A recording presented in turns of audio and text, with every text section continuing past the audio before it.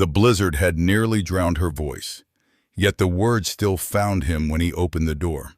"I need shelter, and I will work for every breath you give me." For a heartbeat, Calder Brooks thought the storm itself had taken human shape. Snow clung to her hair in white shards, her dark Apache eyes half closed, fighting the cold that had already stolen the color from her lips. Behind him, the ranch house groaned under the winter wind, hollow as his own chest these past 3 years. She swayed. He caught her before the storm could reclaim her. Little Annie stood on the staircase clutching the rail, whispering, "Papa, is she dying?" Calder lowered the young woman to the floor near the fire, her breath shallow, her hands raw and trembling. She had walked through a Wyoming winter alone. No one survived that unless they were running from something worse. And as the flames lit her frozen face, Calder understood one thing with painful clarity. If he hadn't opened the door this very second, she would have died on his porch. Winter in Red Hawk Basin did not simply arrive. It claimed the land. The wind came first, sliding down from the jagged teeth of the Wind River Range, carrying with it the metallic scent of frozen earth. Then came the snow, thick and relentless, swallowing the valley in a silence so heavy it pressed against the windows of Calder Brooks's ranch like a living thing. In the faint glow of the hearth, the house felt too large, its empty corners echoing with a grief that had never settled since Margaret died. Calder moved with the quiet heaviness of a man who had learned to survive by routine. Dusty boots by the door, chopped wood stacked with strict precision, a pot of winter stew simmering on the stove, his one concession to what should have been Christmas Eve. Annie sat nearby cutting small pieces of paper, her tongue peeking from the corner of her mouth in concentration. It was something Margaret had taught her, back when winters had come with laughter instead of shadows. When Calder returned to the young woman lying near the fire, she no longer looked like a creature carved from ice, but she still looked breakable. Apache features softened by exhaustion, skin wind-burned, hair tangled with shards of frost. Her clothing, deerskin torn at the hems, bore the marks of a week spent wandering the wilds, with no shelter but instinct. Her eyes opened, dark, wary, intelligent, eyes that had learned to mistrust the world. She flinched at the sound of the wind rattling the shutters, then steadied herself with a long, slow breath. Calder noticed the talisman on her wrist, a small carved feather polished by time. It told him she came from people who believed in signs and cycles, in spirits moving through wind and fire. Annie, curious but gentle, crawled a little closer. "Papa says the storm is mean tonight," she whispered. The woman nodded. "Storms are spirits unsettled," she murmured, voice raw. Her English was accented but clear. "My name is Onata." Calder introduced himself with a small nod, then hesitated before adding, "This land, it isn't kind to strangers." Onata's gaze flicked to the door as if considering the storm outside. "The land is kinder than men," she said softly. The words carried weight, too much weight for someone who should have been thinking only of warmth and survival. Calder didn't press her. He recognized the hollow places in others because he carried them himself. A scar at his jaw, faint but sharp, caught the firelight, a relic of the cattle raid that had taken Margaret's life and carved silence into him. Annie lived with a brightness dimmed but not extinguished, clinging to slivers of joy the way a child does when she believes sadness will pass if she just keeps hoping. The ranch house creaked again under the wind. Outside, the world was frozen and wide. Inside, Three souls, one weary, one guarded, one quietly hopeful, faced each other in a fragile pool of warmth. Nothing about this night made sense, but everything about it felt like the beginning of something that had been waiting far too long. Oneta woke before dawn, roused by the crackle of settling embers and the faint sway of shadows across the ceiling. For a moment she wasn't sure where she was. The smell of pine wood, the softness beneath her cheek, the warmth on her skin, none of it belonged to the world she had known for the past 7 nights. Her hand shot to the talisman at her wrist. Still there, still hers. Only then did her breath loosen. But when she pushed herself up, the ranch house answered her movement with a wooden groan. Calder Brooks appeared almost instantly, boots thudding softly on the floorboards. He had the stance of a man accustomed to danger arriving in the quiet moments. Shoulders squared, gaze sharp even in half-light. "You shouldn't be standing yet," he said. Oneta steadied herself on the edge of the sofa, chin lifting with a pride that refused to bend even under exhaustion. "I do not lie down when I owe breath," she answered. Her voice held a rasp, but her meaning was clear. Calder regarded her silently, trying to place this woman who could barely walk, yet spoke like someone defending sacred ground. He handed her a tin cup of warm broth. She accepted it with 2 hands, Apache custom. He realized and drank in slow, guarded sips.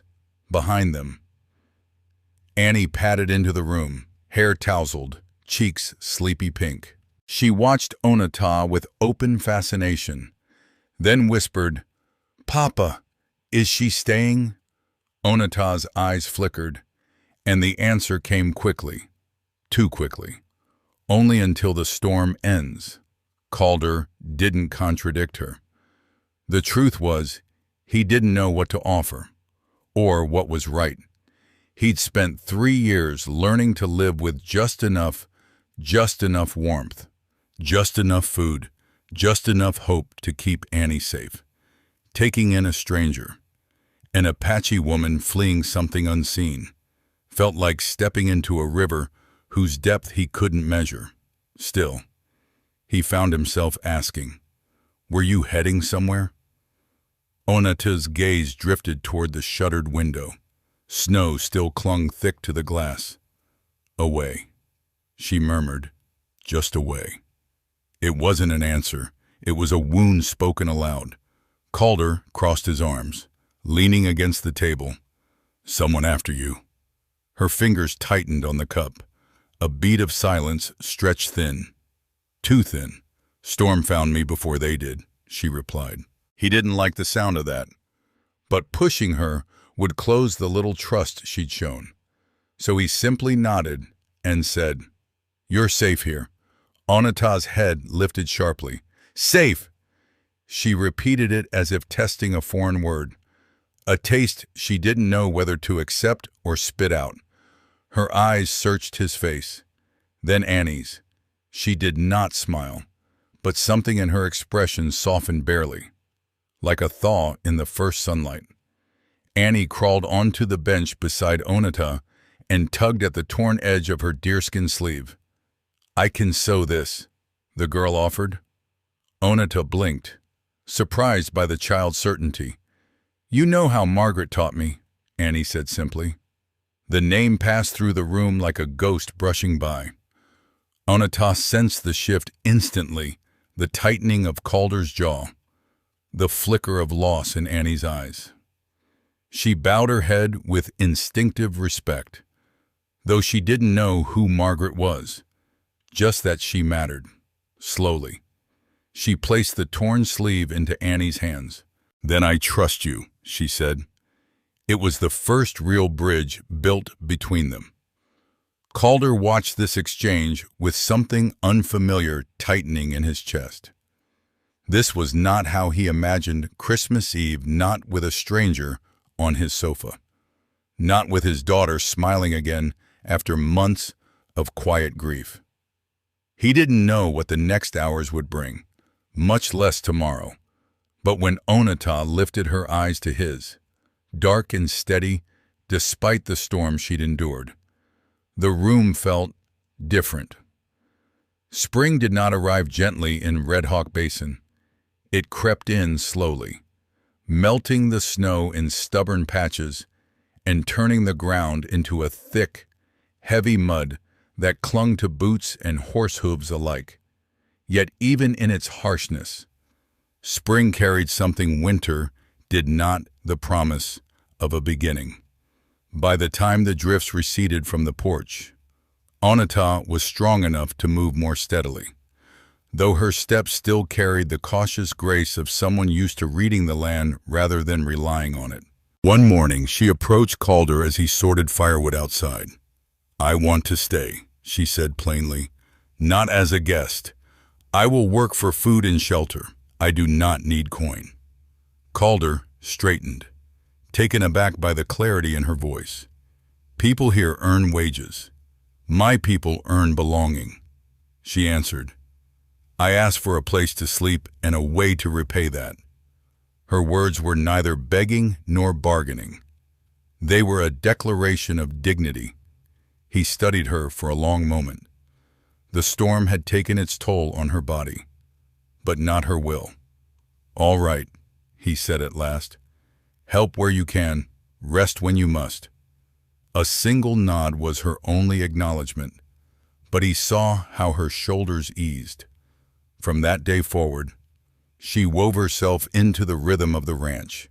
She rose early, rekindled the hearth, swept out the mud Annie tracked in, brushed down the horses with a tenderness that made even the skittish mare settle. Annie followed her everywhere, a small shadow with big questions. "Is this how your people braid rope? Why do the trees bend more on the east side? Did you live near the mountains?" Onata answered with patience. Sometimes her responses were simple. Sometimes a story slipped into her voice, soft as dusk. Calder would pretend not to listen, but he always did. Summer arrived in gusts of dry heat. The three worked side by side repairing fences, clearing brush, carrying buckets of water to the garden. Calder noticed how Onata moved with the land rather than against it, how she paused to feel the wind, how she touched the earth before planting anything into it. He also noticed the small things she did for Annie, tucking a wildflower behind the girl's ear, teaching her to read bird tracks, folding her blankets with quiet care. These gestures rooted themselves in places Calder didn't realize still existed inside him. One evening, as the sun dipped low, the three of them sat at the table finishing a modest supper. Annie cut paper shapes again. Stars, circles, little snowflakes with uneven edges. Onata watched silently for a moment before asking, "This Christmas, Annie says it is when white people celebrate light and color in winter. Why did I see none of it here last season?" Calder froze. Annie's scissors stilled in her hand. It was a simple question, asked without judgment. But it cracked open a room that had been locked for 3 years. Annie looked down at her paper. "We used to have a tree," she whispered. "Mama and I made garlands. She loved Christmas." Onata's gaze shifted to Calder. His jaw tightened before he spoke. "After Margaret died, I couldn't keep those things in the house." His voice held the scrape of a man who had buried the truth beneath routine. Lights, songs, decorations. It all made the house feel emptier. "I didn't want Annie seeing me break." Annie quietly added, "Papa tried. He made stew. He told stories. But the house stayed dark." The silence that followed was not cold. It was tender, painful, human. Onata lowered her eyes, absorbing this truth. A home painted in the colors of grief. A father trying to be enough. A child waiting for light to return. Softly, she said, "Among my people, winter is not when things die. It is when they sleep, waiting to rise when hearts are ready to welcome them again." Her words drifted through the room like warm smoke. Calder swallowed hard. He didn't trust himself to speak. But Annie reached across the table and touched Onata's hand with a fragile smile. In that moment, Calder saw something shift not only in Annie, but in himself. Onata had not brought Christmas into the house, but she had brought a different kind of light, one that did not demand celebration, only acceptance. Their days settled into a quiet harmony. Calder found himself watching her more often, how she loosened her hair at dusk, how she stood at the edge of the pasture as if listening for something in the wind, how she spoke so gently to Annie that the girl's laugh began returning in soft bursts. Feelings stirred where he'd long assumed only ashes remained. He did not speak them. She did not ask. That was enough, for now. Autumn spread itself across Red Hawk Basin in shades of burnished gold, the kind of color that softened even the hardest memories. The wind no longer carried winter's bite, only a crispness that whispered of change. For Calder Brooks, the season brought a quiet unease he couldn't name. For Onata, it stirred the remnants of dreams she hadn't dared revisit since her world shattered. By mid-October, the ranch breathed differently, Annie laughed more freely, and Calder found himself listening for the sound of Onata's footsteps the same way he once listened for Margaret's humming. Onata felt it too, the strange, fragile thread binding the three of them. But threads could snap, and she had lived a life where anything gentle never stayed for long. That afternoon, while Onata hung herbs to dry along the porch beams, she sensed the shift in the wind, a heaviness, a memory, a warning. She turned, scanning the horizon, her breath catching when she saw a rider emerging from the dust.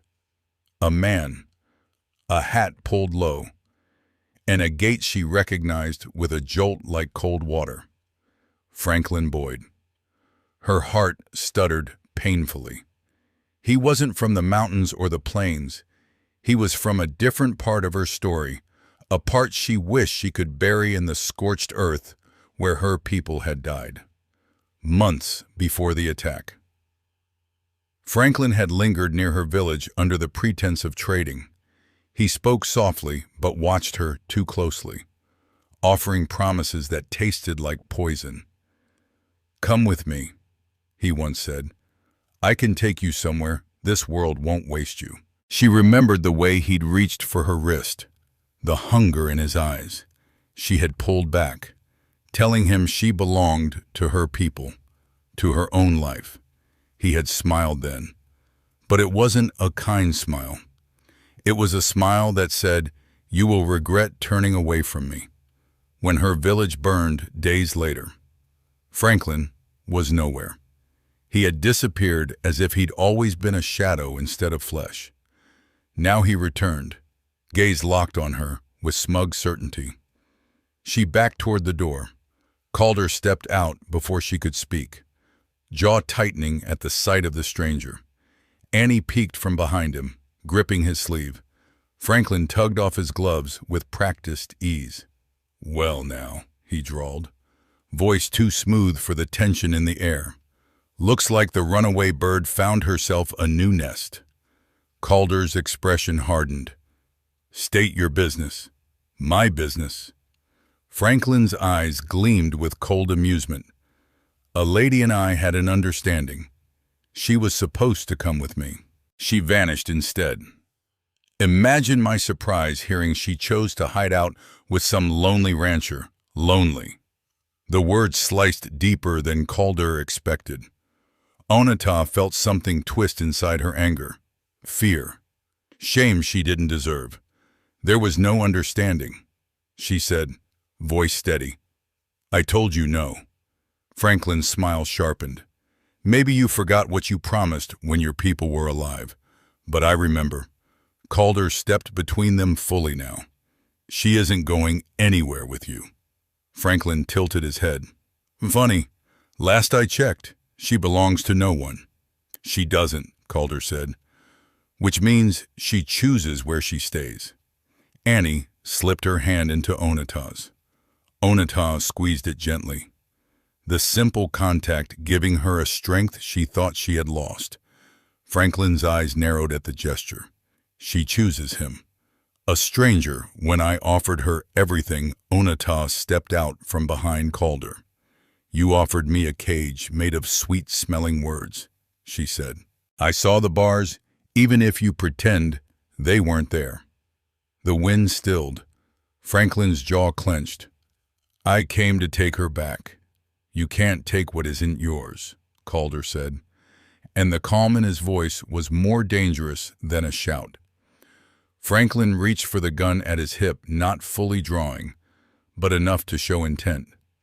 Calder moved faster. His hand hovered near his own weapon, body coiled to protect both women behind him. Boyd, I'm telling you once, leave. The silence that followed crackled with tension.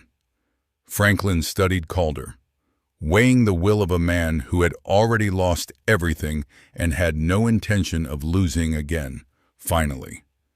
Franklin spat into the dirt. She'll regret choosing you, he hissed. Eyes burning into Onatah, girls like her always do. He rode off, but the promise in his voice lingered like smoke. When he disappeared over the ridge, Calder turned to Onatah. She was trembling, though her face stayed composed.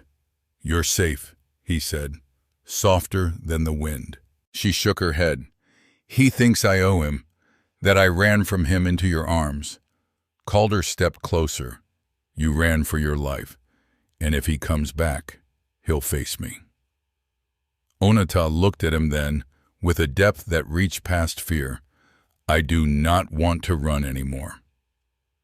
Calder felt something shift inside him, a vow forming without words. Neither of them moved. Neither needed to. The sun slid behind the ridge, casting gold across the ranch, and in that glowing silence, they understood what had changed.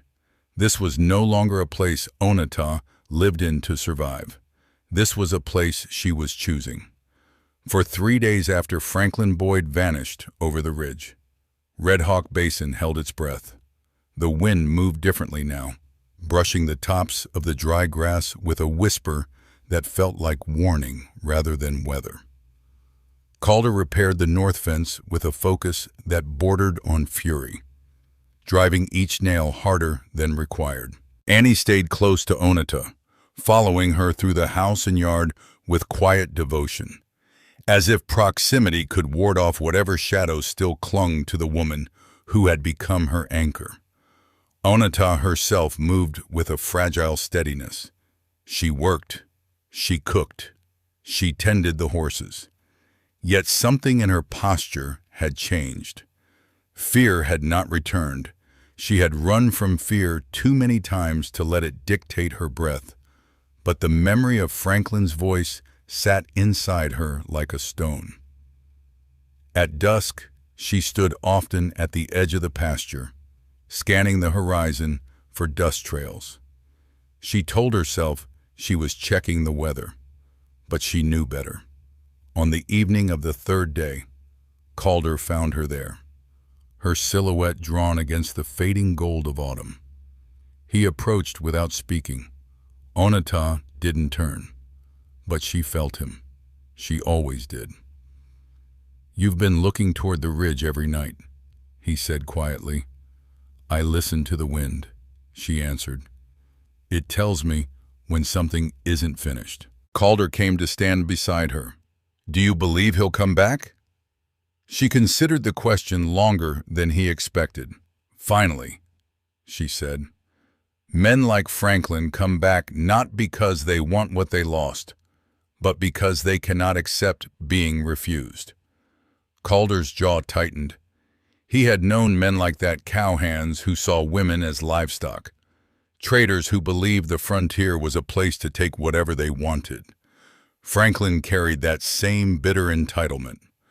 But Calder also knew something else. Men like Franklin did not walk away from insult. And Calder, defending Onata, had been insult enough. "You don't owe him anything," Calder said. "Not your past, not your fear." She looked at him then, her eyes reflecting both dusk and uncertainty. "I am tired of owing anything to the past," she whispered. "Every step I take carries ghosts. Every night I sleep, I hear the fire of my village. Sometimes," her voice faltered, "sometimes I think if I stop running, the memories will finally catch me." Calder understood more deeply than she knew. "Running doesn't stop memories," he said. "It just keeps you too tired to face them." The wind stirred her braid. For a moment, neither spoke. The quiet between them had become a language of its own, built from glances, shared chores, unspoken grief. Finally she asked, "Do you think Franklin will return?" "Yes," Calder answered honestly. "A man like that doesn't let something go. But he won't touch you, not here, not while I breathe." Her eyes widened slightly, not from fear, but from the realization of how far he was willing to stand between her and danger. She folded her arms, not defensively, but to hold in the warmth that threatened to spread through her chest. "Why," she whispered, "why do you care so much?" Calder opened his mouth, closed it, then drew a slow breath. "Because this house hasn't felt alive in years," he said. "Because Annie smiles again. Because when you walk through the doorway, it feels like someone brought the wind in with purpose instead of sorrow." He hesitated, looking away toward the horizon. "And because I would rather face Boyd 100 times than lose what this place has become since you walked into it." A small tremor crossed Onata's fingers. She lowered her head, not to hide, but to breathe through the rising tide of emotion. "You speak like I did something great," she murmured, "but I have given nothing." Calder stepped closer, his voice barely above the wind. "You gave us back the sound of laughter. You gave me a reason to hope for more than survival. And you gave Annie a world that wasn't just half-lit. At that." Onata's composure cracked, not with tears, but with a truth she had denied herself for months. "When I left the ashes of my people, I believed I had no place left, no voice, no name beyond what the wind carried. But here," her voice softened to a thread, "here I remember the earth beneath my feet." Calder reached for her hand slowly, giving her time to withdraw. She didn't. Their fingers met, curled, held. It was the first touch between them not born from rescue or necessity, but choice. A faint voice interrupted their stillness. "Papa Onata," Annie stood in the doorway, clutching a blanket around her small shoulders. The growing chill had driven her inside, but her eyes held worry. Calder squeezed Onata's hand once before letting go. "We should go in," he said gently. "Inside." The fire burned low, throwing soft shadows against the walls. Annie crawled into Onata's lap as naturally as breathing. Together they sat on the floor, wrapped in the same blanket. Calder watched from the hearth, lost in the sight of them, two pieces of his fractured life fitting together as if they had always belonged in the same frame.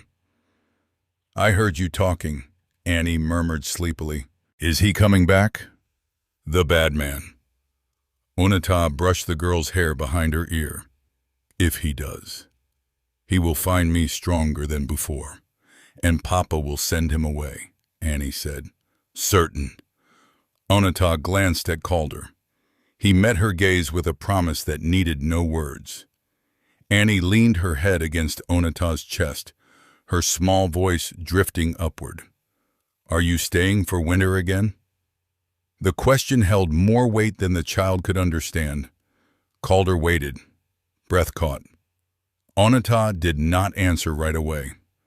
Her fingers traced the edge of the talisman on her wrist, the feather carved with symbols of her people, symbols of journeys, endings, and rebirths. At last she whispered, "I am tired of running, little one. I want to stay where the wind does not chase me." Annie smiled in her sleep. Calder closed his eyes briefly, as if the words had struck a chord too deep. Later, when the child was in bed, Calder and Onata remained by the fire. They spoke little, but each shared silence felt more truthful than anything spoken aloud. Finally, Calder said, "If he returns, we'll face him together, not as strangers, as people who chose to stand with each other." Onata looked into the flames, their light reflected in her dark eyes. "Together," she repeated, letting the words settle into her bones. Outside, autumn deepened. Inside, a fragile peace formed not as an ending, but as the calm before the winter that would test everything they had grown to mean to one another. Winter returned to Red Hawk Basin with a quieter step than the year before. Snow drifted down in small, deliberate flakes, layering the hills in a soft white hush. The storm that once threatened Onata's life now felt like a distant echo, replaced by something steadier, something that grew, day after day, in the warmth of the Brooks ranch house. On the morning of Christmas Eve 1812, Calder woke to a sound he had not heard in years. Laughter. Not sharp or startled, but the gentle, bubbling kind that fills rooms. He followed the sound to the parlor and paused in the doorway. Annie stood on a stool, draping a garland of dried berries around a small pine tree. Her face bright with a joy Calder had believed lost with Margaret. Beside her, guiding her hands, was Onata. The scene held him still, the two figures framed by soft amber firelight, snow falling beyond the frosted window. It was the kind of moment he once feared he would never see again. Annie spotted him and waved. "Papa, look! We made a tree." Calder approached slowly, almost reverently. "I see that." Onata stepped back, allowing him to take in the sight. She wanted to decorate it the way her mother taught her, she said quietly. So I listened. There was more behind her words. She had listened to Annie, to the house, to the memories buried in its walls. She had helped restore something Calder did not realize he'd been guarding too tightly. "You didn't have to do this," he murmured. "I know." Her gaze held his. "That is why I did." Annie hopped down from the stool and tugged at Calder's sleeve. "We saved the top ornament for you." Calder lifted her into his arms. "Which one?" Onata held out a small wooden carving, a star, smooth and pale, clearly shaped by careful hands. "Annie told me your people place a symbol of light at the top, so I made one." Calder stared at it. The carving was simple, but something about its surface, the faint imprint of a thumb, the tiny groove where a tool had slipped, made his chest ache. "You made this?" Onata nodded once. "Light belongs to those who seek it." He placed the star on the highest branch while Annie clapped her hands. Thrilled by the ritual she thought she had lost forever. When the ornament settled, the entire tree seemed to shift, transformed by that single point of brightness. As afternoon folded into evening, they shared a modest feast, nothing extravagant, just stew, warm bread, and the quiet joy of belonging. Annie talked until she grew drowsy, recounting every story she remembered about past winters. Calder listened with a tenderness that surprised him. Later, when Annie fell asleep, on a pile of quilts near the fire. Calder and Onata stepped outside. The night was clear. Stars pricked the sky like scattered embers, and the silence of the basin wrapped around them. Calder exhaled, watching his breath drift into the cold air. Last year, this night felt like a grave, he said. Tonight, it doesn't. Onata's eyes lifted to the ridge, where moonlight brushed the snow-dusted pines. Winter does not kill, she said softly. It asks us to rest, to remember, to choose what we carry forward. He looked at her then, not as a savior or a wounded woman or a storm survivor, but as the heartbeat of the home he thought he'd lost. I want you to stay, he said. The truth finally unbound. Onata turned to him fully, for a moment. The cold wind paused, as if waiting. I stayed long before you asked. She answered, a simple truth, a vow without ceremony. Calder reached out, brushing a strand of hair from her cheek. She leaned into the touch lightly, not surrendering, not clinging, but accepting. Inside, the fire crackled and flickered against the windows, reflecting three silhouettes that now belonged to one another. As the snow continued to fall, soft and unhurried, the ranch glowed with a warmth unseen since Margaret's passing, and atop the little pine tree, Onata's wooden star caught the firelight, casting a silent beacon over the room, a symbol not of things returned, but of things newly made, from that Christmas forward. People who rode past Red Hawk Basin said the Brooks Ranch looked different, not louder, not brighter, but as if light had found its way home.